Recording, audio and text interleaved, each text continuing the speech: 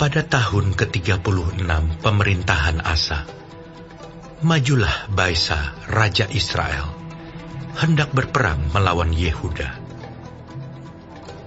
Ia memperkuat Rama dengan maksud mencegah lalu lintas kepada Asa, Raja Yehuda.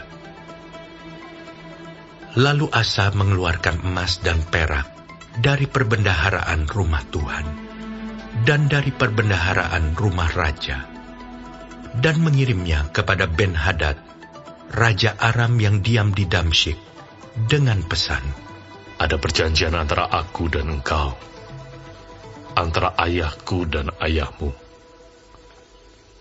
Ini kukirim emas dan perak kepadamu. Marilah, batalkanlah perjanjianmu dengan Baesa, Raja Israel, supaya ia undur daripadaku." Lalu Ben-Hadad mendengarkan permintaan Raja Asa. Ia menyuruh panglima-panglimanya menyerang kota-kota Israel. Dan mereka memukul kalah Iyon, dan Abel Maim, dan segala tempat perbekalan kota-kota di Naftali.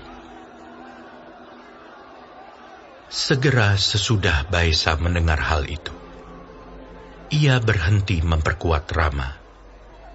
Ia menghentikan usahanya itu. Tetapi Raja Asa mengerahkan segenap orang Yehuda yang harus mengangkat batu dan kayu yang dipergunakan Baesa untuk memperkuat Rama itu. Ia mempergunakannya untuk memperkuat Geba dan Mispa. Pada waktu itu datanglah Hanani, pelihat itu, kepada Asa, Raja Yehuda. Katanya kepadanya, "Karena engkau bersandar kepada Raja Aram, dan tidak bersandar kepada Tuhan Allahmu, oleh karena itu, terluputlah tentara Raja Aram dari tanganmu. Bukankah tentara orang Ethiopia dan Libya besar jumlahnya? Kereta dan orang berkudanya sangat banyak. Namun Tuhan telah menyerahkan mereka ke dalam tanganmu, karena engkau bersandar kepadanya. Karena mata Tuhan menjelajah seluruh bumi, untuk melimpahkan kekuatannya kepada mereka yang bersungguh hati terhadap Dia. Dalam hal ini, engkau telah berlaku bodoh. Oleh sebab itu, mulai sekarang ini, engkau akan mengalami peperangan." Maka sakit hatilah Asa karena perkataan pelihat itu, sehingga ia memasukkannya ke dalam penjara, sebab memang ia sangat marah terhadap dia karena perkara itu. Pada waktu itu Asa menganiaya juga beberapa orang dari rakyat.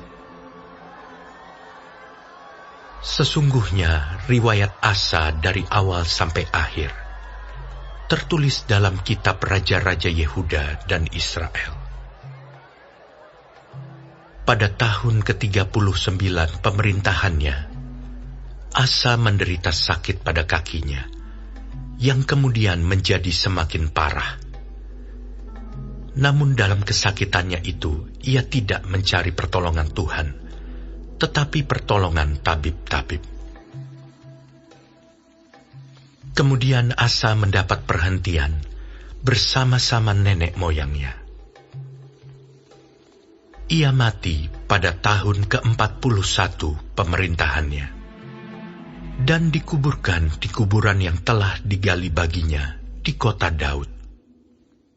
Mereka membaringkannya di atas petiduran yang penuh dengan rempah-rempah, dan segala macam rempah-rempah campuran yang dicampur menurut cara pencampur rempah-rempah. Lalu menyalakan api yang sangat besar untuk menghormatinya.